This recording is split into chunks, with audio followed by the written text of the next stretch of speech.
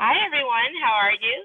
My name is Ileana Green. I am the Director of Community Engagement at the Hood Incubator. We are really excited to have you for our second session of our three-session teach-out on New York Seeding Opportunity Initiative. This next session that we are about to start is concerning the Farmers First program, which covers cultivation and processing licenses, two conditional licenses that are coming out, or that are out. One of them is currently out. So first, we would like to thank our beautiful corporate sponsor, WeedMaps, for powering this and making this beautiful event possible. We would like to also thank our community partners on the Revel, as well as Can Inclusive. And if either of those folks are here, I definitely invite you to let me know so that you all can have a quick word to share with the folks that you're working on. And I know that some folks had to leave, so no worries if you're not still here. But thank you so much. We're really excited to have you all to talk through the Farmers First program. So many of you guys were here for the last session, so we apologize if this is repetitive, and we welcome anyone who's just now joining for this session. So today we are doing 3 teach-outs. We just had one that lasted an hour, and we're in our second teach-out now, which is covering the 3 programs within New York Seeding Opportunity Initiative. So a little bit about the Hood Incubator. Like I said, my name is Ileana Green. I'm the Director of Community Engagement here. And at the Hood Incubator, we leverage the regulated cannabis industry to end the drug war and empower drug war survivors. We believe that by ending the drug war, we can increase the health, wealth, power, and prosperity of drug war survivors, particularly Black communities, which we know have been disproportionately harmed. And we do this through 3 areas of work. And this presentation is a part of our year-long initiative that we'll be doing through the remainder of the year in terms of supporting people who are navigating through the New York licensure process. And I am joined today by my lovely co-host, Brittany Carbone. Hi, Brittany, how are you? Good, how are you? Great, great. So I'm going to turn it over to Brittany to introduce herself. We're really excited to have her here, as she is a pro at navigating these licenses. So we're really excited to have her here with us. Yeah, thank you so much. So as you see, I am involved in all parts of the supply chain when it comes to hemp. So I'm the founder and CEO of Tonic CBD, as well as the co-founder of Tricola Farms and Bardo Labs. So Tricola Farms is a hemp farm that is eligible for this conditional cultivation license. We've been growing since 2018. We were among the first privately licensed hemp farms in New York State in 2017, just after I started Tonic, and was really looking to be able to control the quality of my products from the very start. So we started a hemp farm, and here we are 4 years later. And Bardo Labs is our processing lab where we extract the material, make products for not only Tonic, but for other brands as well that carry our same values of sustainability and intention, and really focus on working with minority-owned brands and small businesses first and foremost. And I'm really excited to be here and talk about these licensing opportunities for existing hemp farmers.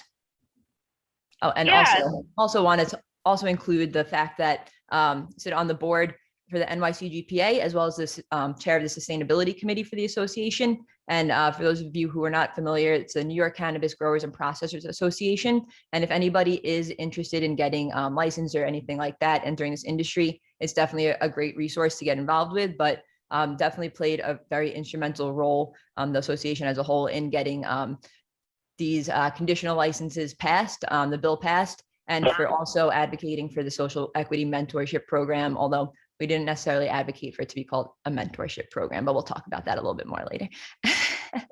Yeah. So first, we want to get a feel for who's in the room. So we just launched a poll that we'll have up for about 45 seconds to just get an idea of, who's in the room with us, who's coming to these sessions, and who we're serving. So we want to know, are you a farmer of color? Are you a farmer who produces hemp? And what type of license are you interested in pursuing, if any? So I'm going to leave those up for about another 45 seconds to get folks going. So we're really excited to talk through, kind of what these licenses are, who's eligible for them, how you go about applying for them, and so forth. So we're really excited. We'll also be, after this, we'll be sending out a full graphic report to everyone with a full breakdown of these rules, as well as with a link to our social equity roundtable program. And that is a program for individuals in the state of New York who are interested in having support of community and community organizers as you pursue the licensure program. So we have 100 spots that are available for folks. And the benefit of joining that program is, one, to be able to center your voice on issues that are important to you, to get accurate, detailed information about the different regulations as they come up, to have an opportunity to contribute to the public comment and rulemaking phase in a group setting, rather than you having to take on that onus by yourself. So yeah, we really, we are excited. So I'm gonna give folks another 15 seconds, and then we're gonna wrap up that poll. But there will be more opportunities for you to voice, your opinions on things. We'll have a couple more polls, particularly in our retail teach out. So we really encourage folks to participate in the polls because they're actually really helpful for us to collect data. So thank you so much. I'm going to go ahead and end the poll now.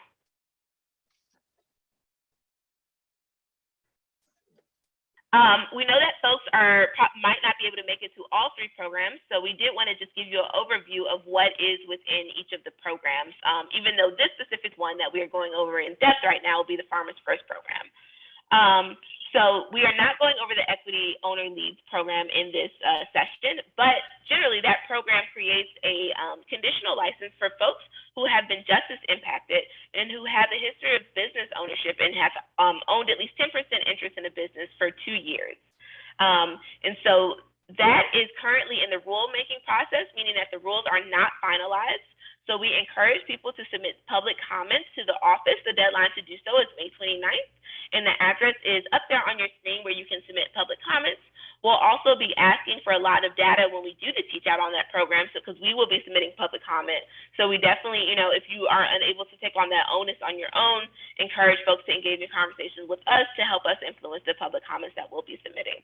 Our lovely executive director just did a really great teach out on the Equity Investment Fund, which is a $200 million fund that is designed to help individuals from the Equity Owner Lead program, so folks who are getting retail dispensary licenses. It's designed to help them get locations that are suitable in prime real estate for them to have businesses. So they estimate giving out, about $750,000 to $1 million in loans per participant who they grant a loan to. So the Farmers First program, I won't go into too much depth on because we're gonna go through that now. So yeah. So first, within the program, want to know what is the benefit for cultivators. So this program creates a conditional license that lasts until 2024. And so that conditional license allows people to cultivate, which means the agricultural practice of planting, growing, and harvesting cannabis. So there is a $2,000 application fee that is associated with that. And they'll be giving out licenses until the end of this year. So that's what the program is generally. It creates a conditional license, but that license gives you the same benefits as a traditional license. So who's eligible for this program? In order to be eligible, you have to hold an active hemp license, and that has to be a cannabinoid hemp license, so a CBD hemp license specifically. And you have to have that license already by the end of last year. In addition to the license requirement, you have to have harvested for at least 2 of the last years, and you'll have to show proof of how much you harvested. And finally, the person or entity that's eligible, who fits that requirement, they have to own at least 51% of the proposed cannabis license. So those are the folks who are eligible to apply for this program. And so I'll turn it to Brittany to give us some of the additional requirements that are needed for folks to be in this program. Yeah, so additional requirements, as you see here, includes kind of the location at which you can grow. So you're not limited to having to grow on the same farm that you grew your hemp on. It does have to be in the same county or an adjacent county, though. So that could be like the next county over on whatever side of you. And something interesting that they are actually allowing is for multiple conditional licenses to exist on one farm. So the caveat there being that it does not mean that one farmer can own, like be an owner of both licenses. But say you have, somebody, you have a lot of land, that's like space that they can use where they can't, grow THC, because that's, reality is that, if you don't own the land yourself, or depending on what area it's in, it might not have the same ability to grow THC there as you would with CBD and hemp. So you could basically combine licenses on one farm, and have to operate separately, but just a little kind of side note there. And then two really big parts of the conditional license additional requirements are the social equity mentorship program and the sustainability program.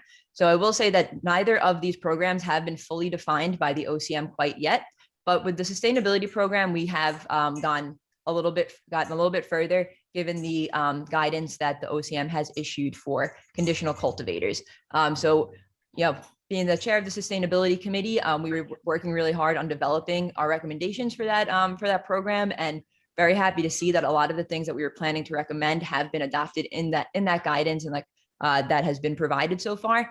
So the things that you can expect as far as the sustainability work as it kind of exists so far is that basically it's a lot of documentation that you need to provide, basically whether it's 30 days or 6 months after licensing. A lot of the more kind of in-depth reporting is going to be 6 months after licensure, so basically at the end of your season, and that includes a sustainability plan, so just overarching kind of sustainability plan, a soil preparation plan, environmental impact plan that details action taken to maintain and improve ecosystem health, making sure that you're maintaining a neutral or a positive effect on the biodiversity in that land, a sustainable water use and conservation plan, an integrated pest management plan. So that means how are you going to protect your plants from pests without using any pesticides or harsh chemicals, right? So that means companion planting and more sustainable methods like that. And then in terms of lighting, which we'll kind of touch on that in the limitations as well. But in terms of the lighting that you can use, it needs to be very high efficiency, and they have put a kind of standard on that efficiency, which is 1.9 micromoles per joule. So that's just crazy. I don't know if anybody understands what that actually means, but basically they provide a resource for you to be able to find lights that meet those requirements. And then if you're using existing lights, if you already have lights in your greenhouse, whatever it is, you basically have to submit a plan on how you plan to transition to the higher efficiency lights within 30 days of licensure. You have to submit that plan. Another part of it is that there's no plastic packaging for consumer-facing products unless that is made with 25% post-consumer recycled materials. So that's a really kind of interesting component of this, and something that is a very progressive approach that the state is taking to reduce the amount of plastic waste that that cannabis can produce. So additional steps, so this is kind of sustainability bonus points, if you will, that the OCM has kind of laid out, that if you kind of go above and beyond in your sustainable development efforts, you will be in a better position to be able to expand your canopy when it comes time to transition into that full adult use license, right? So, it should be a fairly simple transition if you are in good standing with the state, but it might be difficult to be able to expand your canopy if you wanted to, kind of change that element of your growing and be able to expand. That might be a little bit more challenging. So if you take these extra steps, including providing like a natural habitat for bees and pollinators, like a nesting and feeding habitat, generate renewable power on site, receive power from renewable energy sources such as solar, wind, geothermal, things like that. That will count towards putting you in a very good position to be able to transition into the full adult use license, and do so in a way that even allows you to expand that grow. So the social equity mentorship program is the other part of this. Like I said, this we really don't have much detail on quite yet. What we do know is that you need to be over 18. You need to be planning on going for a adult use cultivator license, and that basically need to be able to take part in a combination of in-person and virtual learning, and you need to be a social equity applicant. So this is a really important part of I heard what was said earlier on the session before this, as far as the inequity that exists within the kind of population of hemp farmers in the state. it's a very white pool. It's like the hemp farmers who are eligible for this license are mostly white. So how do we kind of address that and make sure that we are using this advantage to kind of open doors for others and allow for the same types of kind of fast-tracked application and licensing process as hemp farmers are able to get? We're going to use our kind of early start as a training ground, so to speak, for social equity applicants. And why I mentioned before, I don't really like the word, mentorship or even kind of training ground. It's more so training in the sense of what does it look like to actually operate in the legal market as far as, navigating all of the regulatory and compliance aspects of that, and, how to kind of develop all of this paperwork, write out all this paperwork and submit it. And all these things that are going to, if you've been, operating in the, existing market, and now you just want to transition into the new adult use market, obviously you know how to grow, right? That's not the problem. A hemp farmer is not going to teach you how to grow, but what you can stand to, benefit from is being able to kind of see, firsthand what the process is like in terms of meeting all of these very strict guidelines that you have to follow as a regulated operator. Yeah. So one of the things I definitely want to bring attention to is the fact that the mentorship program exists. One of our big goals right now, so the Hood Incubator, our constituency is drug war survivors. In New York specifically, we are working to help organize with legacy operators and farmers of color, as we feel like those two groups within that category have a really strong chance of high success within the industry. So that mentorship program, regardless of what the name hopefully evolves to, is going to be really important. And so, as you mentioned, that's open to folks who are social equity applicants. Yeah, and I will just add, I'm sorry, I'll add kind of just one thing that I think it is kind of just cool to know based on what you just said. Couldn't agree more. And basically, that Black Farmers United, as well as a group of kind of organized legacy growers, like in the Finger Lakes area, who are very much trying to figure out kind of how to work regulations to find a path to entry into this market that doesn't pose such a risk for them and everything. They have kind of developed their recommendations for the program. The NYCGPA Social Equity Committee has developed theirs, and they've been working on collaborating that and combining it into one kind of just cohesive recommendation plan to submit to the state. So hopefully we will be able to launch a program that is actually informed by the wants and needs of Black farmers and legacy growers. Yeah, and so we definitely want to tap in to make sure that happens. And so the folks who are eligible for that mentorship program are social equity applicants. And so those would be folks who have been come from communities that are disproportionately harmed by cannabis prohibition, minority business owners, women's business owners, service veterans, and also distressed farmers.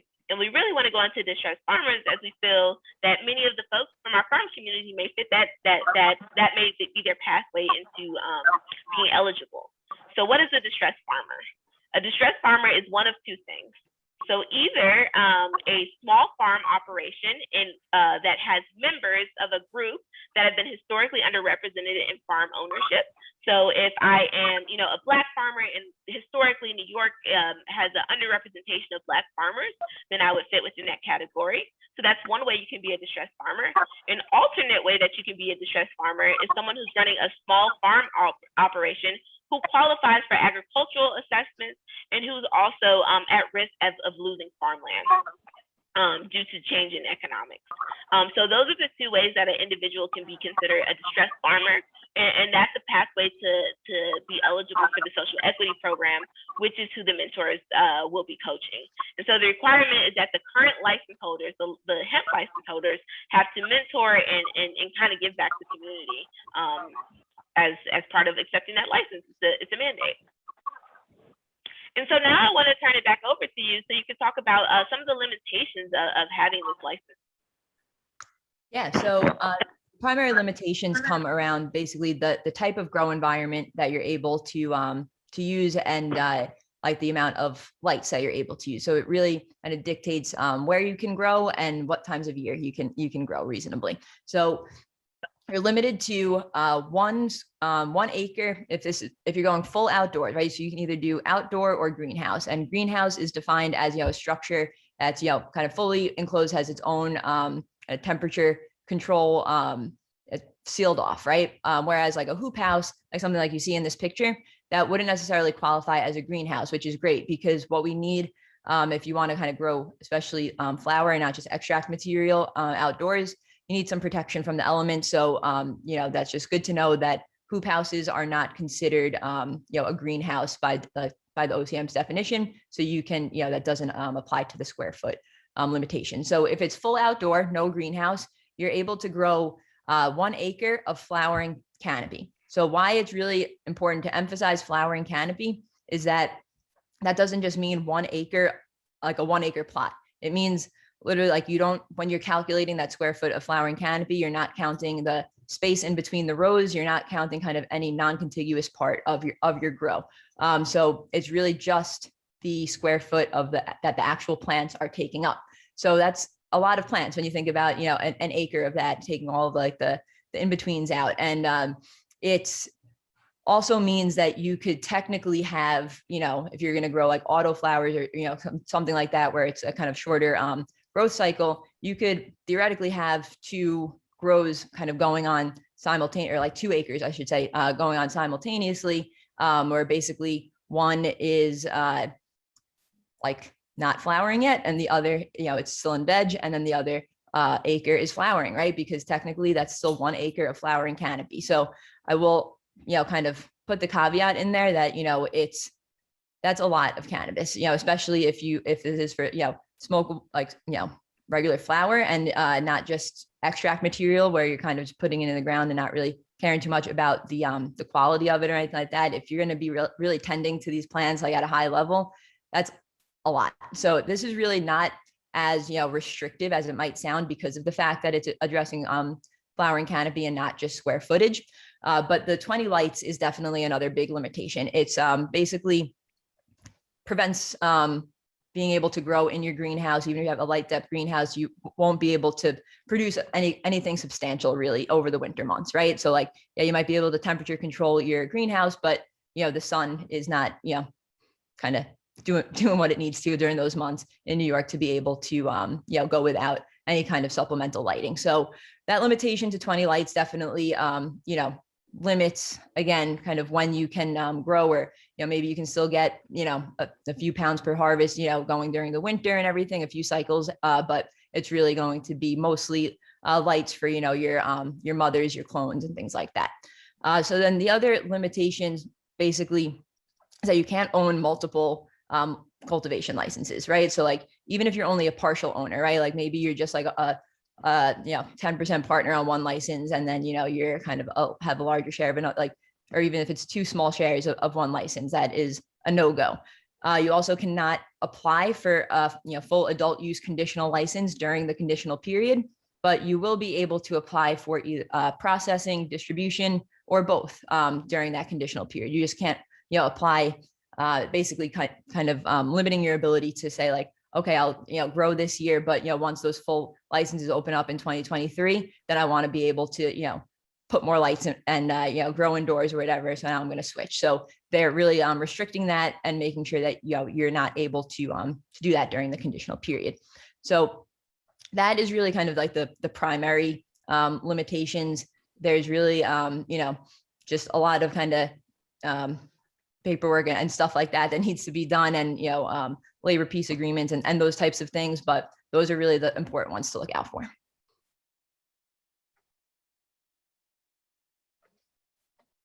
Yeah, so the next question is, when is the application going to be available? How much is the licensing fee? And how long does it last for?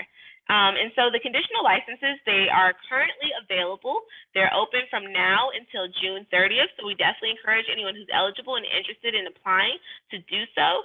The cost of doing that is $2,000, and the last licenses will be given out at the end of this year. So you have a cutoff of this year in terms of being able to get the license. So they're really short term, and they'll last for until June of 2024. So last for about 2 years. So we really encourage anyone who's interested and eligible to move forward with applying, because the deadline is coming up, swiftly in June. And so, we definitely want to turn it back over to you, Brittany, to talk some more about the actual application process. We're really excited to see you on this list. So this is a list of folks who have already been approved as of this week for licenses. And we see Tricola Gardens on here as number 70. So really excited to see that you all got a license. Congratulations. So can you talk us through what the application process looked like for you when you guys were applying? Yeah, absolutely. So it's definitely a much more streamlined application process than you're going to see for the full adult use license.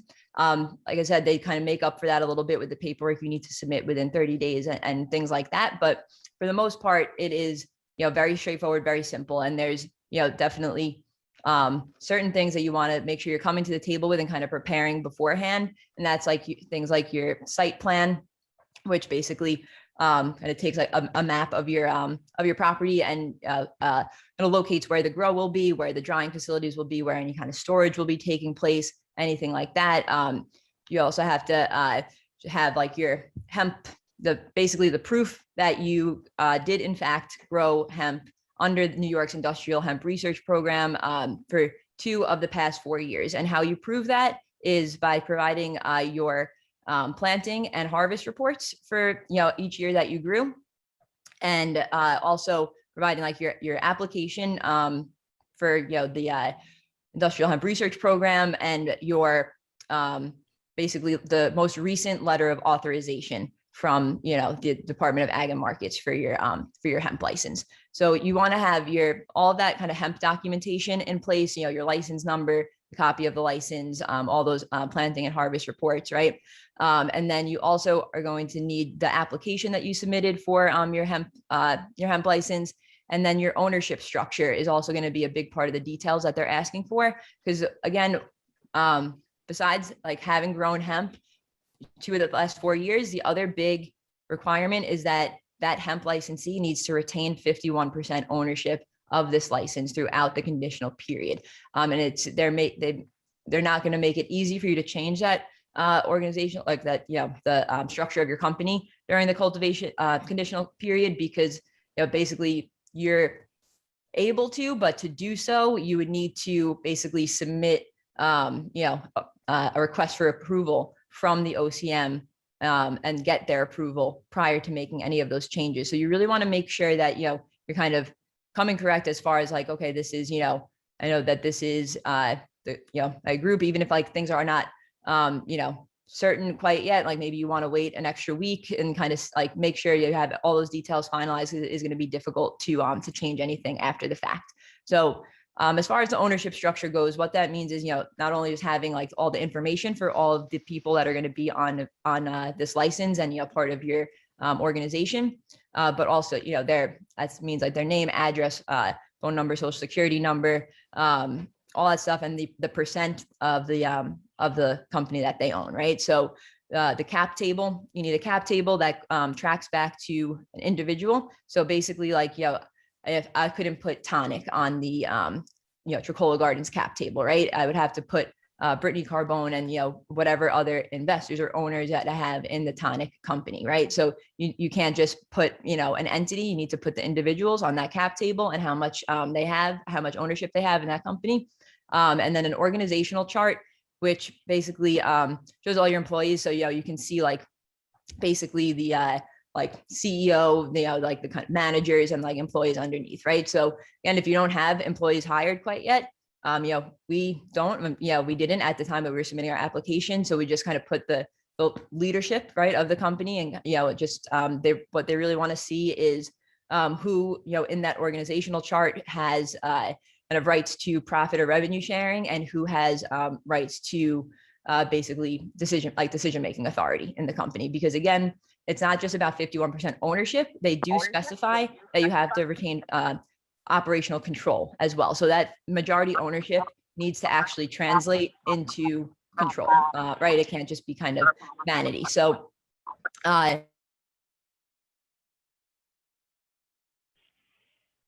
mute myself, sorry. As far as the cap table and the ownership, what is important there is, like, again, you can't kind of have crossover licenses. You can't, so even if it's, you link up with this investor, right? And like they want to invest and be on your cap table. If they are doing that with another farm, and they're just, a small percent owner on both farms, that's going to flag both of you and it's going to be a problem. So really make sure that you know who you are getting involved with and, what they are involved with. And on the other side of that, let's say, you are partnering with somebody who already is involved with, whether they own or they're an investor in, have equity, whatever, in a cannabis license in another state. That is allowed, but you do have to provide kind of documentation that describes kind of what that license is, what state. Copy of the license would be great, or at the very least kind of like their license number, anything like that provides the state with clarity as to what kind of license they're on, how many, what states, everything like that, right? So you also have to list your sources of funding. So again, they want to be really transparent. They that's they want that full transparency as far as who is behind these companies, right? And really trying to make sure that this isn't just kind of getting corrupted by big business who are coming in kind of under the guise of these small farmers, right? So you want to have the sources of funding. Like I said before, the site plans, floor plans for your drying and storage buildings, kind of rough floor plans of those structures.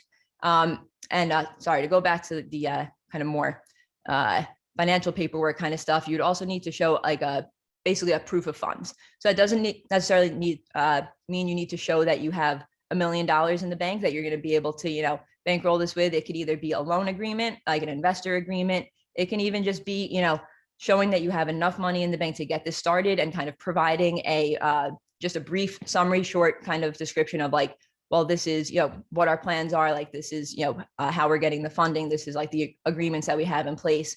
Because again, like it's understood to some level that, a lot of deals and, financial kind of things are contingent in the most part upon you actually getting the license, right? That is not going to usually give you that money until that license is approved, right? So that's kind of the reality that I think the OCM is fairly understanding of. Again, at least as long as you are being transparent and there's nothing that's kind of seems a little off about any kind of documentation you're providing or explanations. If it all lines up and it kind of just seems like, okay, like they're getting things together, this looks good, like you're going to be good. They're really looking for reasons to approve rather than reasons to deny.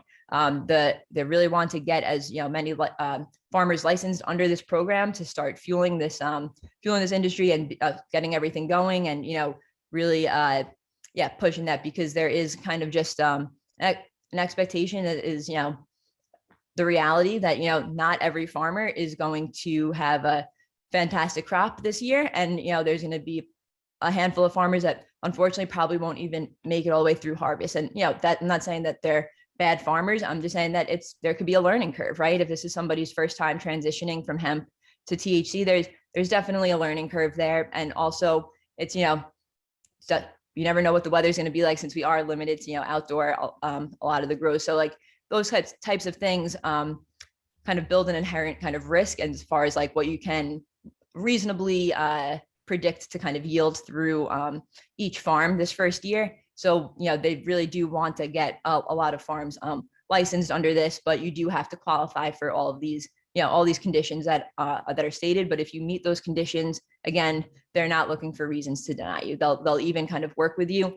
If there's something wrong with your application, like they see something in the review process, they will contact you. I have a handful of colleagues who that happened to, whether it's just kind of like a signature was off, that they didn't put the employees' last names on the organizational chart, like they just didn't upload like the proof of funds or a bank statement or anything like that. Like, and every time like the OCM has contacted them, let them know what was wrong, has given the opportunity to correct, and some of those people did not get approved in this first round, because it does kind of, it pushes back, kind of go back in the line a little bit, as they're waiting for those amendments to come in. So just like something to keep in mind, it might delay your approval process a little bit further if you do have to change anything on the application. But again, it doesn't necessarily mean you're going to get denied. It just means that it might take a little bit longer. Yeah, so I know folks are wondering, how do you keep the license after the conditional period is over?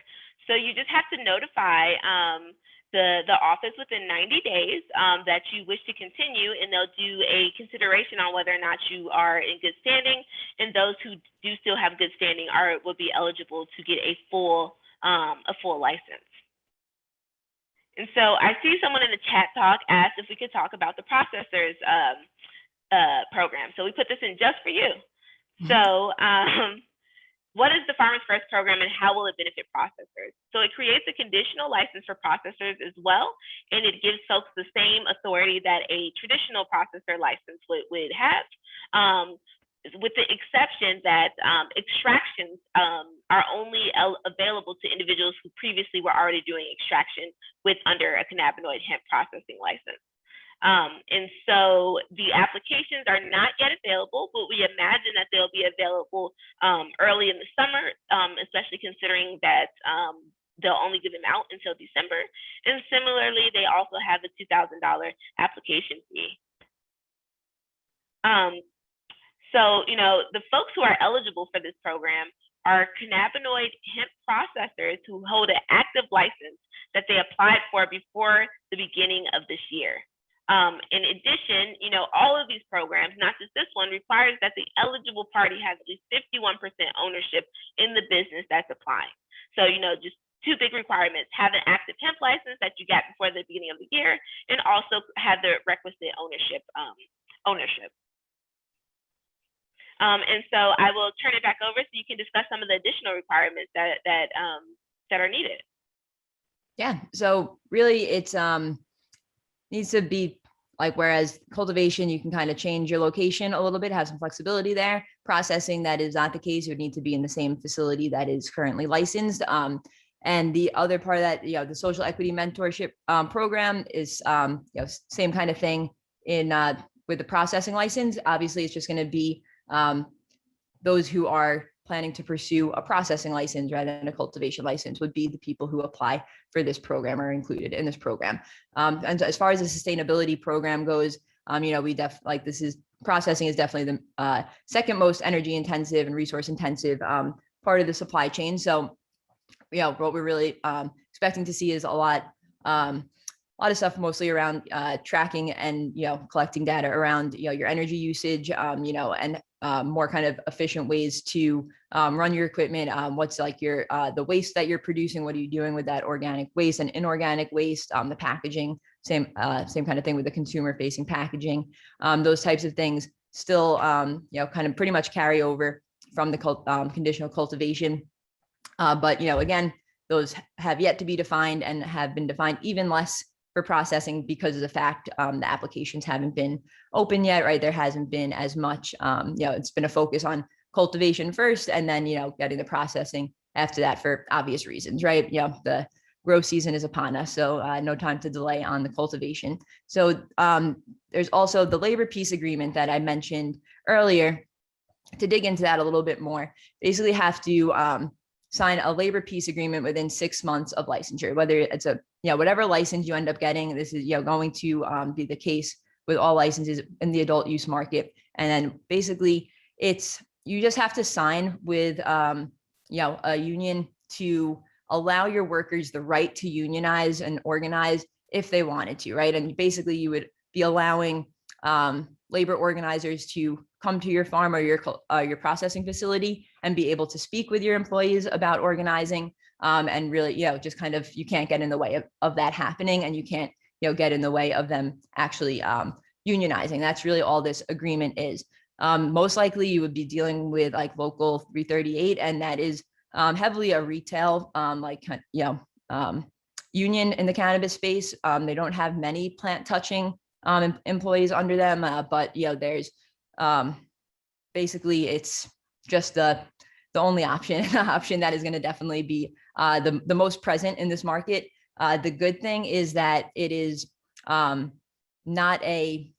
like a huge package that they kind of come with and kind of force you to be able to adopt if your employees do choose to unionize.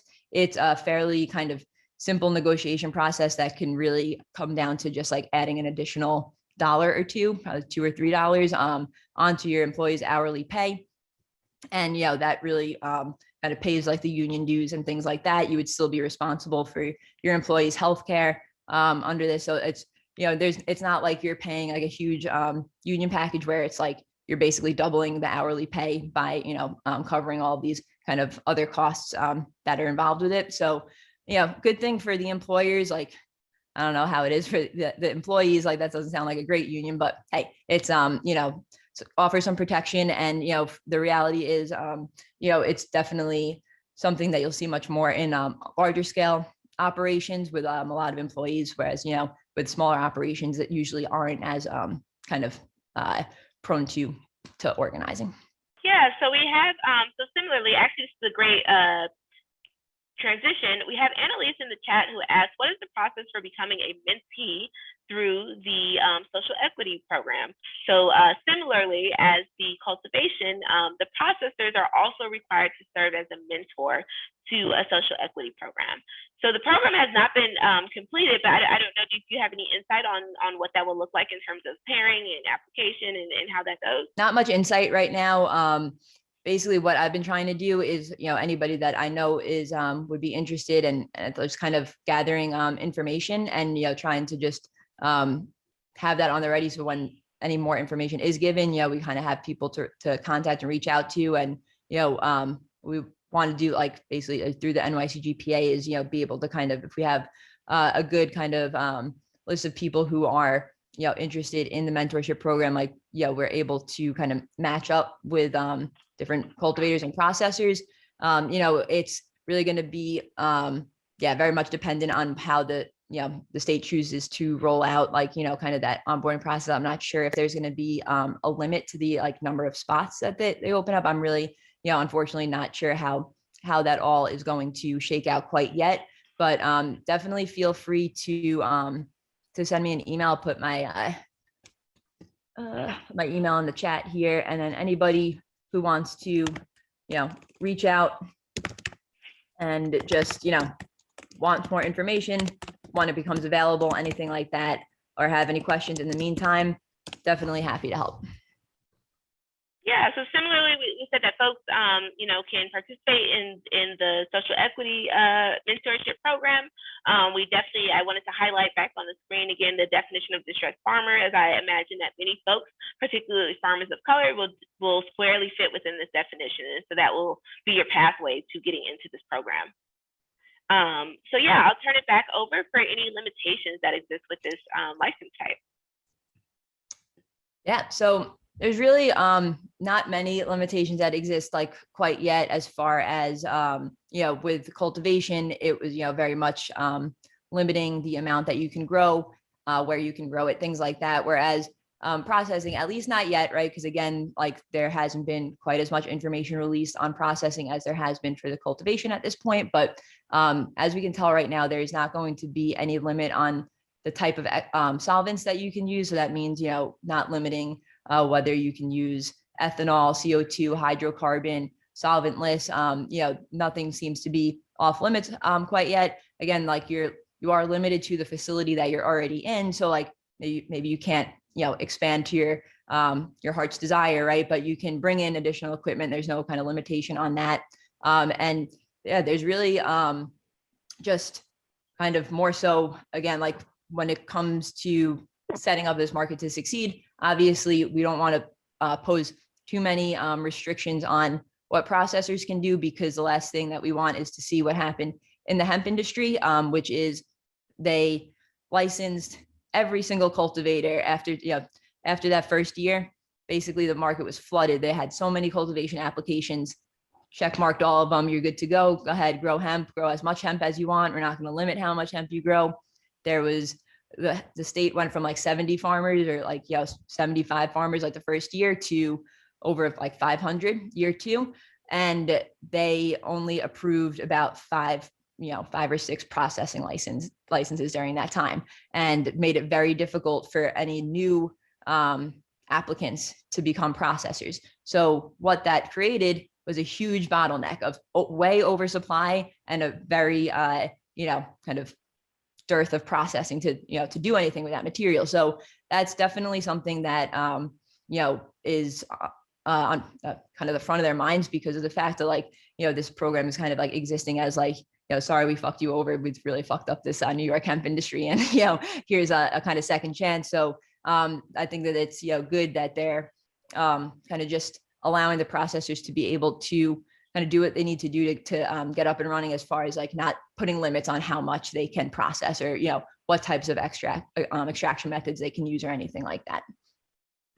So can you tell us some of the limitations in terms of if I want to get a different license? So can I be a processor and get a retail license, for example? No. So you basically, you can't touch anything customer facing. If you're like a cultivation, processing, distribution, whatever, basically retail, dispensaries, delivery, on-site consumption, those are the 3 licenses that really can't cross over with any others. But as a processor, during this conditional period, again, you cannot apply for another processing license, but what you can do is apply for a cultivation license and or a distribution license, even like a nursery license if you wanted to. But basically, it has to kind of be on like the kind of back end of that supply chain. Anything after distribution would be off limits. And so something to note is that if you are going for all 3, meaning a cultivation, processing, and distribution license, it's important to note that you will only be able to distribute product that you produce in your processing manufacturing facility. So that means that, you can potentially source from other farms, right? It doesn't all need to come from your farm if you have that cultivation license, but you would need to be taking the material from another farm, doing whatever to it, whatever type of extraction or manufacturing with that product in your processing facility to be able to distribute it. You can't distribute another processor's products. So that's just something important to keep in mind if you are going for all 3. Also, micro business license. You cannot apply for a micro while holding either of these conditional licenses. Yeah. So the applications are currently not available, but we anticipate that they will be sometime in the summer. They're similarly $2,000, and you have to start business within 6 months of getting that license. And so in order to keep the license after that point, so once you have the conditional license and then that, that period, the conditional period has finished, you just have to let the office know within 90 days before the expiration that you want a good standing review so that they can check your license, see how you comply with the rules. And if they decide that you are in good standing, you'll be eligible to apply and to receive a cultivator license. Yeah. So, we wanted to go back over to kind of cover some of the big 3 great items that we see about each of these programs, some of the shortcomings, and then open the room for questions as we have about 10 minutes left of this session. So for the retail program, we're really excited to see that the first round is going to go to justice-involved folks. For the farmers program, that we are excited to see that pre-existing farmers, they'll be required to help social equity applicants who come through the program following, particularly since one of our concerns is the lack of diversity within the hemp farmer community currently. And then finally, for the fund, we're excited to see that those funds will be made available at the forefront of the market. As we've seen in other markets, when we wait until we get taxes from other rounds of folks, then we're just putting the people who are really trying to get and have succeed, we're putting them at a disadvantage. So our top 3 equity concerns. So as I mentioned, our top concern in terms of this cultivation and processing license is that the hemp community, which they're drawing from, already has severe inequity within it. So to build upon that inequity furthers the inequity. So we're really concerned about that and want to find strategic ways to make sure that farmers of color are included. Our top concern in terms of the retail licenses is that they have not determined how the criteria for the retail licenses will be weighed. However, we want to make sure that there is emphasis on a person's justice involvement, not on their previous business ownership. And additionally, we think that eligibility within this program should extend to individuals who have had a sibling who have a conviction. And then finally, for the fund, our primary concern with the fund is the magnitude of these loans, particularly for folks who may lack financial literacy, and wanting to make sure that there are systems in place to make sure that people are not falling behind on loans. Currently in Oakland, we are seeing, similarly, people are now defaulting on the loans. And so not wanting to be in that position where we're putting folks further in debt. So, the next steps for folks to get involved in our work is to continue to come to these teach outs. We will be doing these through the rest of the year, updating folks on what's going on in New York. We invite folks to contribute to public comments concerning particularly the retail licenses, but also once the fund, there may be another opportunity to get feedback concerning the fund as that's not finalized. We will be sending out next week a report to everyone who signed up for this event, and the report will go through in great detail all of these things that we went through in these teach outs, but it'll be a translation of the law written at an 8th grade reading level to make sure that it's accessible to everybody in community. And also within that link that we send out, we're also going to include a link to our applications for our social equity legacy, for our legacy and social equity operators roundtable, which is a program where we'll have our pilot cohort of 100 people who are residents of the state of New York who are interested in pursuing licensure either immediately or down the line as more license types become available. And this is an opportunity for folks to receive support, both in terms of understanding the actual letter of the law and what the rules are, but also in terms of building community, having a community to turn to and to mobilize when things are not going properly and things of that nature.